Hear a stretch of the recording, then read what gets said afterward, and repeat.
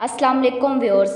Pakistani latest dramas की तमाम updates जानने के लिए सबसे पहले आप मेरे चैनल को सब्सक्राइब कर लीजिए ताकि आने वाली तमाम लेटेस्ट वीडियो आप तक बआसानी पहुंच सके। ड्रामा सीरियल रूबरू इश्क की अगली एपिसोड में आप लोग देखेंगे कि वह जानता था कि अयान अलमीर को पसंद करती है, तो इसी वजह से तो उसने सलवा और अलमीर की शादी तुड़वाई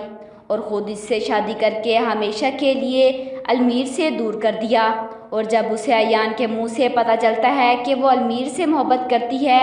तो बिल्कुल अनजान बन गया है।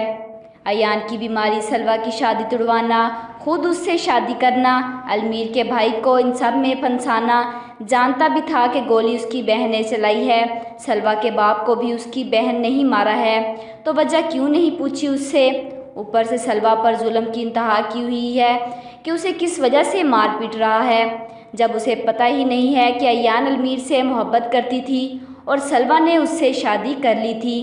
बहरहाल सलवा का सब्र अब वहाज के दिल को नरम कर रहा है और वो सोचता है कि मैं अगर चाहूँ भी तो ये फासले ख़त्म नहीं कर सकता।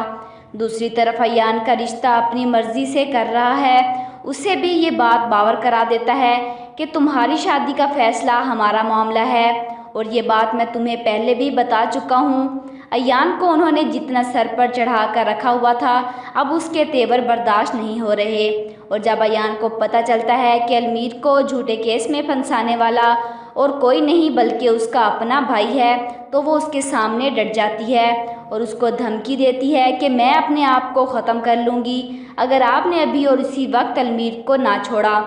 वह आज अपनी बहन की जुनूनियत की वजह से अलमीर को फंसाने के लिए अपने अहदे का गलत इस्तेमाल करता है